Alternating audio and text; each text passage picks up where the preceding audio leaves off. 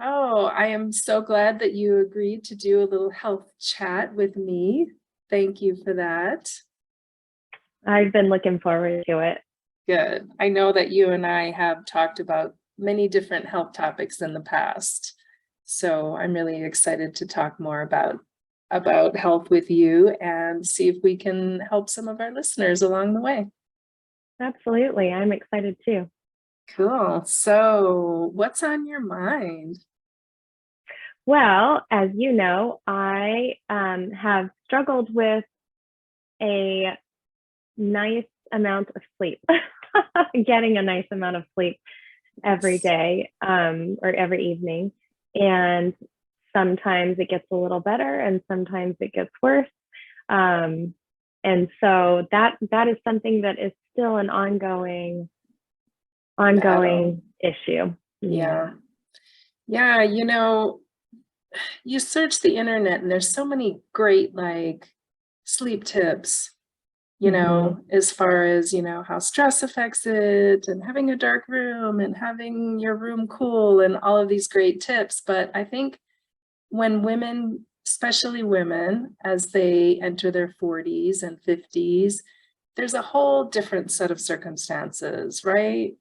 Like we Hmm. have our hormones are changing, our ovaries aren't producing the same amount of hormones, and maybe we're going through perimenopause or menopause, and just things are shifting in our body, and it affects our adrenal glands, which helps with sleep and keeping our blood sugar steady and our cortisol levels.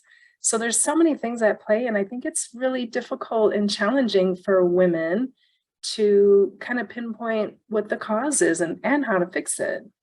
And so it's this constant challenge and battle to just get a good night's sleep. And how good does it feel when you do get a good night's sleep? I mean, it's so I important. don't remember. Oh,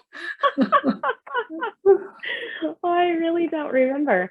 yeah. Even on the nights that I get, more than 5 hours, I think because I'm not getting it consistently, it doesn't always feel. I don't always feel rested, even when I'm getting a little bit more. So so yeah.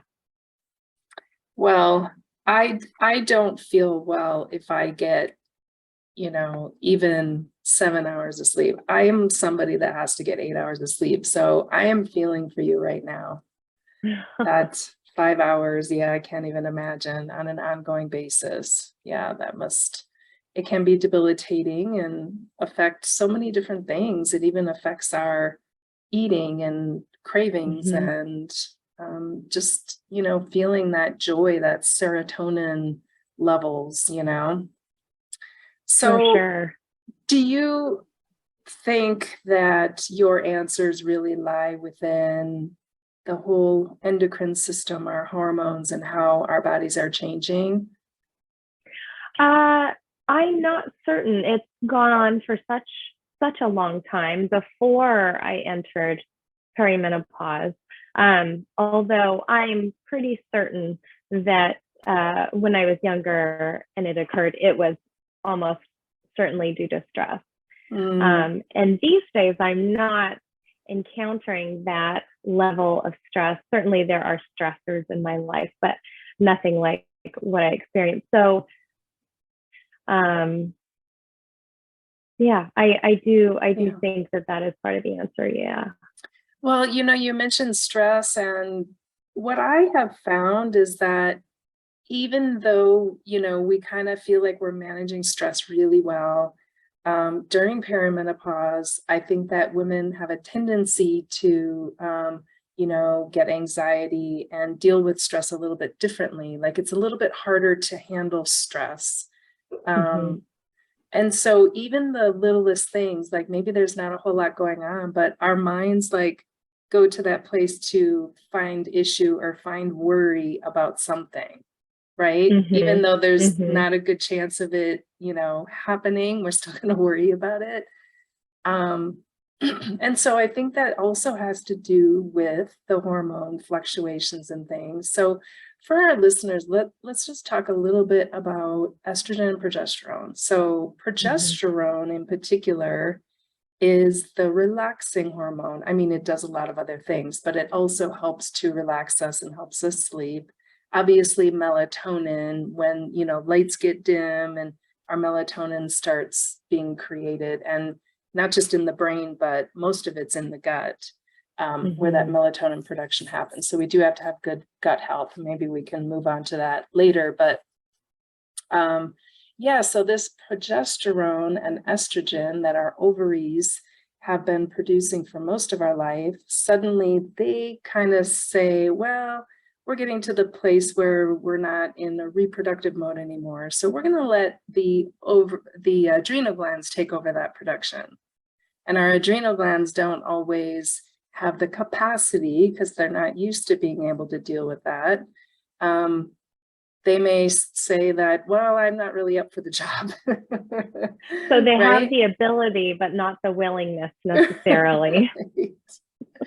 Yeah, and that could be due to, many things. Maybe like for me, I know, being gluten sensitive, that if I was eating gluten, my adrenal glands would be taxed, because that's considered stress on the body when you're eating something your body can't deal with. Or maybe you have some kind of a chronic infection in your body. All of those things are stressors to the adrenal glands, as well as everyday stress, right? Work stress, relationship stress, emotional stress, mental stress, all that stuff. blood sugar. If we eat a lot of sugar and carbs and you're constantly fluctuating that blood sugar, the adrenals have to take care of that. So they have a big job. So when our ovaries decide to not produce those hormones, then we can feel some significant changes. I know that I had trouble sleeping as well during that time. And I feel like I've gotten to a place where I'm much healthier as I enter the menopausal phase. I'm hoping that I can deal with it much better than my early stages of perimenopause. So anyway, with that progesterone helping us relax, what a lot of women experience is what's called estrogen dominance, right? Where we don't have a healthy balance of estrogen and progesterone, and that estrogen is higher and the progesterone is lower. And estrogen, by the way, helps us with energy, where progesterone helps us relax. And so if we get into a place of estrogen dominance, that can kind of throw us off also. And, there's a lot of things in our life today that can cause that, like, pesticides, or eating animals with hormones. Sometimes they're given hormones for meat production and things like that. I know that you're really careful about the quality of your food that you eat, and so those probably aren't issues for you. But even things like skincare, parabens and things like that, or other chemicals, can really throw off our estrogen and kind of mimic estrogen in the body, and then we get these high levels of estrogen. And would stress also affect that production? It's a really good question. I don't have a direct answer for you, but I do know that it's important for our bodies to detox excess estrogen. And so if our body's not, the digestive system's not working properly, your liver might be clogged. So detoxing that excess estrogen is really important too. And of course, stress and things like that can affect your digestion. We know that. So it could be related for sure. So some of the things that health practitioners recommend is, cruciferous vegetables are really great for detoxing. Things like garlic and onions and antioxidant-rich foods, fruits and veggies, of course. And then the general rule of thumb of eliminate processed foods, all of those chemicals and unhealthy oils and sugars and, all of that kind of stuff. So yeah, I find that balance of estrogen and progesterone is really important. And I know some doctors might put people on progesterone to kind of level that out a little bit. And then our liver and thyroid also play a part in our whole endocrine system. So there's so many things so interconnected, which is why I think it's so difficult to really pinpoint what's going to help your individual case. It's going to take a global approach. So not just melatonin or relaxing or stress reduction or gut health. It's going to be probably all of it. Yeah, I think one thing I've learned through my health journey over the years, I should say, have relearned and relearned and relearned, is that there is no silver bullet, right? I mean, sometimes you find something that you get like a ton of relief from, right? But it usually is like a multi-pronged approach to solving these issues. I think especially when we're dealing with hormones and the whole endocrine system.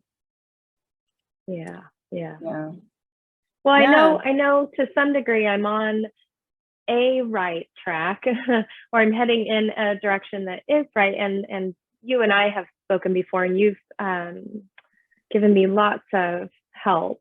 And so even though I'm still in a space where I'm not getting very good sleep, it is better than it was a couple of years ago. So I am definitely happy about that. So Jessica, have you tried different supplementation to try to help your sleep? Yeah. Yes. I have tried, and working with a functional health practitioner also, but I have tried melatonin for a period of time and some very high doses. I've also tried just Googling, try tart cherry juice and try this and try that. And, so I have tried lots of things. I have even tried progesterone. So those are some of the main things that I've tried. Of course, as far as supplementation, meditation, isn't something that you take, but it is something that you do. And so I have had some success when I incorporate meditation into my daily practice. I have trouble, Linda, with maintenance. Whatever it is that I try, I do at times have trouble sticking with it, even coming up with that routine. So I can do it for a period of time. And then something in my brain is like, where's the end date? Timeline has been the most successful. However, I haven't gone much past 3 months, so 90 days. At any time after that is a huge struggle. And so yeah, I am not sure where else to go with it other than reminding myself that it's okay to begin again. And doing some of that positive self-talk and positive reassurance that even though I didn't do it today, I can begin again tomorrow, and it's still a practice, and I'm still going to get benefit.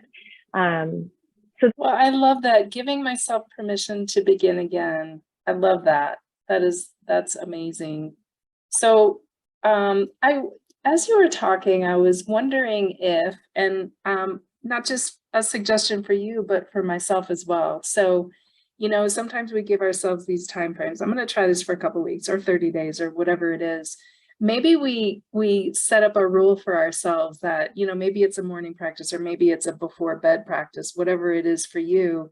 You say, okay, in 30 days, I can stop doing this practice if I have a different practice to replace it. Oh. Because I kind of like the idea of not sticking with just one thing, right? Sure. Because I think sometimes our body or minds need something at one point of time in our life, and then we plateau. We plateau and we move to something else that our body needs. And so, continue it. So there never is a space where we don't have practice, but we give ourselves permission to try a different one. So perhaps that time of day, whether it's in the morning or the evening or maybe both, that small block of time always is there regardless.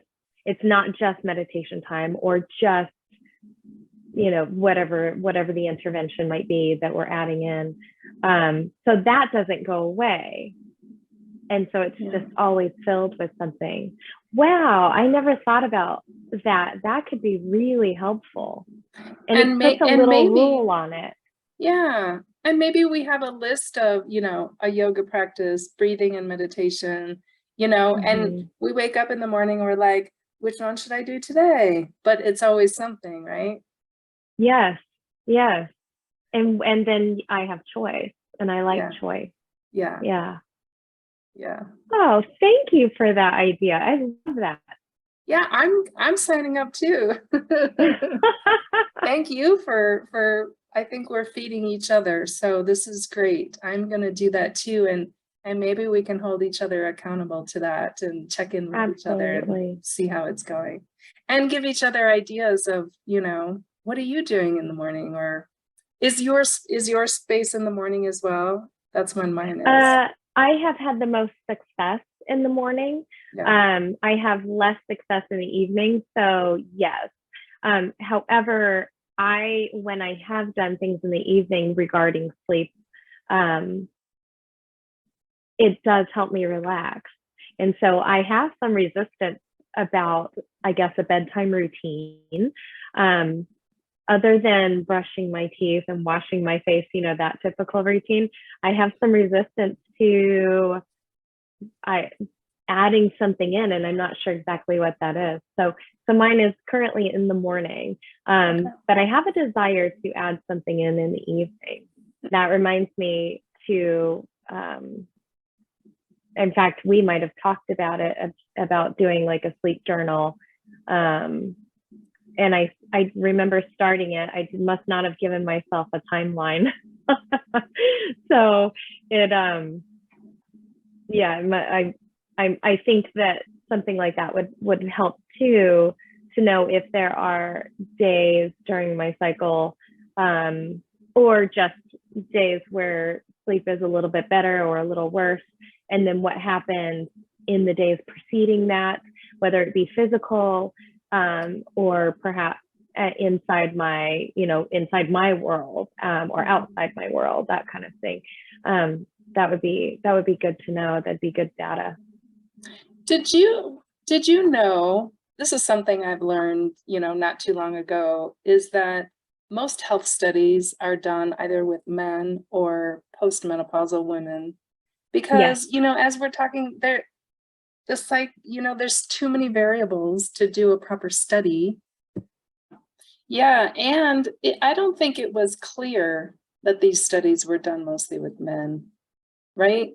And so that was a little unfair too, because we read these health studies and we think they apply to us, and they may not. Right. I remember one health practitioner that dealt mostly with women, who said the intermittent fasting studies that have been, so amazing, that all of these health benefits you get from intermittent fasting, which is basically after you're fasting while you're sleeping, you extend that fast a little bit longer to be at least 14 hours. Some people even go like 18 hours or more.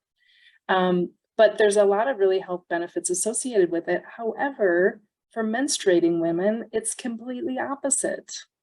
So apparently, somebody's done a study with menstruating women, and it's not good to intermittent fast. And it's probably not good to do it at certain parts of the cycle. And maybe some are, it's more complicated than that. But yeah, they say if you're postmenopausal or you're a man, then all of these health studies apply to you. Interesting. Yeah. So yeah. Oh gosh. So as far as the sleep journal, I actually do keep, I love data. Okay. So I'm a data nerd, and I keep a spreadsheet, an Excel spreadsheet on my desktop that has takes it a step further. So it's not just tracking sleep, but it's tracking what I ate, how was my mood, what supplements did I take. So it's like every day I have this line item of all of these things.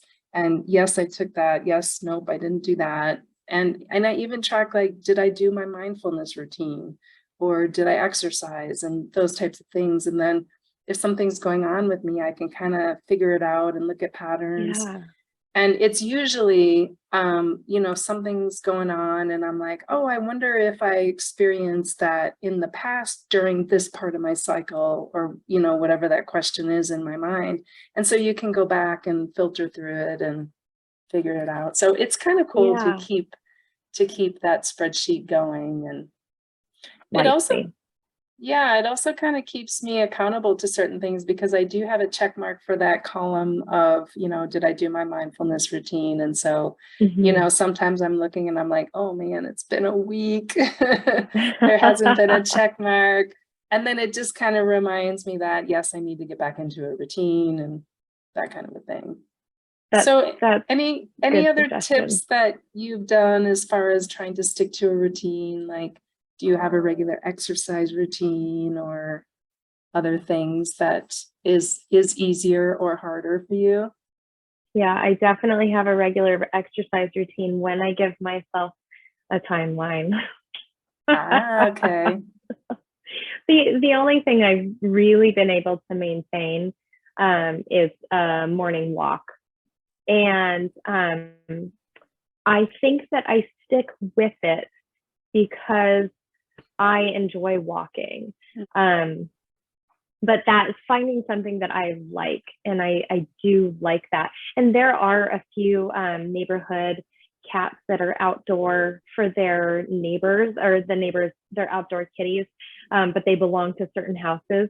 And so they will trot right up and meow. And I like doing little visits with them throughout the week. And so, the enjoyment is what helps me stick to something in a routine.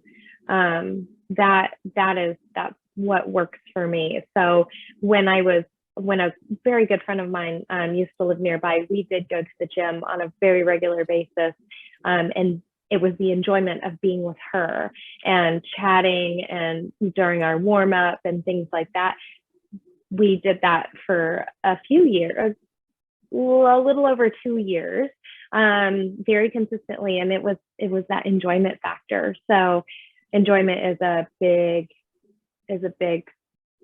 factor for consistency. Yeah, definitely. I just started playing pickleball with some people up here. Yeah, so we've been having some potlucks in our neighborhood and met some people that were playing pickleball. And I wasn't a pickleball player, but they encouraged me to come and try it, and I love it. And yeah, so now I get a text when they're all going to go to the court and play, and so yeah, I can totally relate to what you're saying. It's so much easier when we have somebody to do it with. It's fun, right? We're enjoying ourselves, and so yeah, I think that's definitely key to making things stick. And I love you talking about walking in the morning, because I love that too. I love just getting out in nature, and that just calming, it just kind of nourishes the soul.